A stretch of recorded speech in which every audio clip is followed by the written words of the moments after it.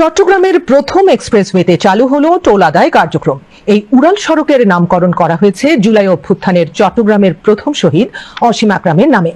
সকালে toll plaza কার্যক্রমের উদ্বোধন করলেন শিল্প উপদেষ্টা আদিলুর রহমান খান। এ সময় তিনি বলেন, জুলাই আগস্টের শহীদদের স্মৃতিকে ভবিষ্যৎ প্রজন্মের কাছে তুলে ধরতে সারা দেশে বিভিন্ন স্থাপনার নামকরণ করছে অন্তর্বর্তী সরকার। আমজাদ হোসেনের প্রতিবেদন। চট্টগ্রামের প্রথম এলিভেটেড এক্সপ্রেসওয়ে শহীদ ওয়াসিম আকরাম উড়াল সড়ক। পতেঙ্গা থেকে শহরের লালখান পর্যন্ত এর দৈর্ঘ্য 17 কিলোমিটার। শুক্রবার এক্সপ্রেসওয়েতে টোল প্লাজা এবং যান চলাচল শুরু কার্যক্রমের উদ্বোধন করেন শিল্প এবং গৃহায়ন ও গণপূর্ত উপদেষ্টা আদিলুর রহমান খান। এ সময় তিনি বলেন, জুলাই আগস্টের শহীদদের স্মৃতিকে ধরে রাখতে উদ্যোগী হয়েছে বর্তমান অন্তর্বর্তী সরকার। আমরা আজকে আসছি চট্টগ্রামে। এই জুলাই গণ অভ্যুত্থানে প্রথম শাহাদাত বরণ করেছিলেন যিনি, সেই ওয়াসিম আকরামের নামে এই উড়াল সেতু শুরু করার জন্য যেন টোল প্লাজাটা তার নামে শুরু হয়।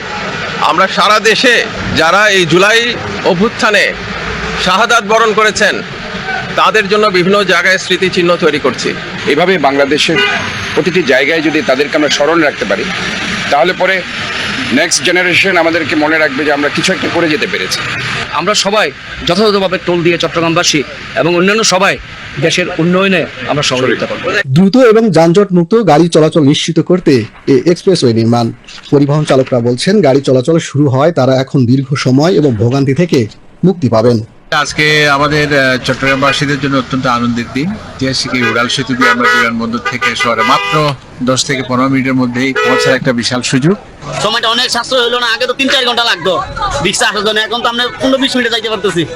অনেক সময় কম, অনেক সময় বাঁচে গেছে। আপনার কম করে 1 ঘন্টা 60 মিনিট আমাদের সময় বাঁচে গেছে। এই এক্সপ্রেসওয়েতে গতিসীমা নির্ধারণ করা হয়েছে ঘন্টায় 60 কিলোমিটার, তবে তা 80 কিলোমিটার পর্যন্ত বাড়ানোর দাবি অনেক পরিবহন চালকের।